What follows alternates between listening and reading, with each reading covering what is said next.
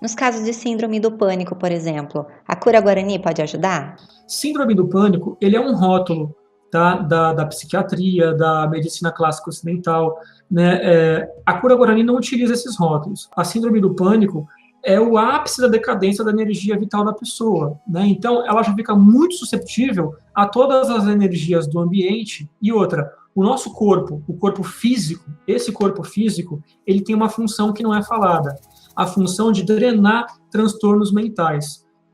Quando a energia do físico está muito baixa, o físico não consegue mais drenar os transtornos mentais. Então, a função do físico é manter a clareza e a criatividade mental. Você encarna, você vai passar aqui pela Terra e vai passar um monte de provação, de aprendizado, de ensinamento, de situações. Você só vai conseguir se desenvolver se você tiver, a cada momento, com clareza, tá? E com criatividade. Então, se você perder a clareza e perder a criatividade, você não consegue mais interagir. Olha num hospício, as pessoas estão saudáveis fisicamente, teoricamente, porque na verdade elas não estão saudáveis, mas a mente delas já não está mais funcionando direito.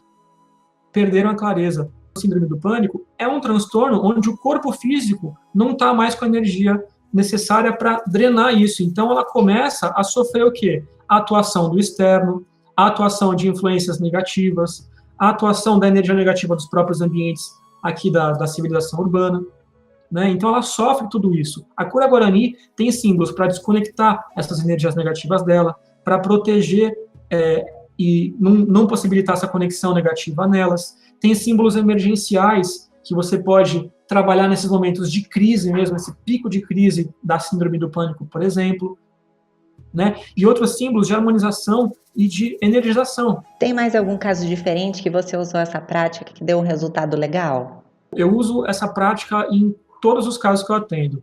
Em algumas vezes eu conto que eu estou usando, em outras vezes eu não conto, porque a pessoa pode ter alguma limitância com o plano espiritual, então eu tento não mostrar nada espiritual, porque o que importa não é a pessoa entender o porquê que você está fazendo, o que importa é ela realmente ficar bem, né? Então, sim, tem muitos casos que a gente usa e que tem uma solução muito boa. Inclusive, há pouquíssimo tempo, uma pessoa que nem me conhece pediu ajuda no grupo para um cachorrinho que tinha engolido ali uma agulha, estava passando mal, né? À distância mesmo, a gente enviando a cura Guarani e imediatamente o cachorrinho já começa a responder, começa a ficar melhor.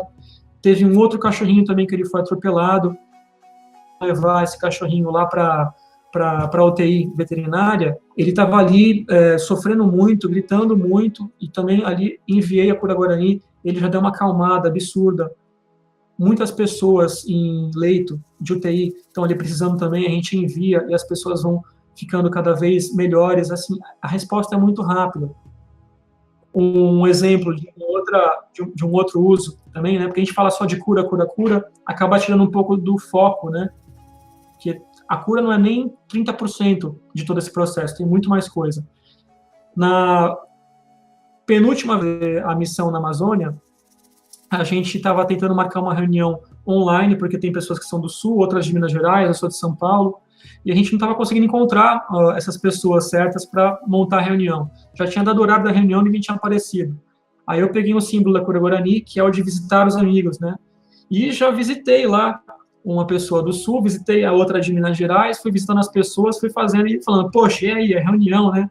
Aí não deu, assim, 30 segundos, as pessoas apareceram ali no Hangout, fiz a reunião, do nada lembrei agora, vim aqui para a reunião, desculpa e tudo mais, então assim, tem um monte de coisa legal, né?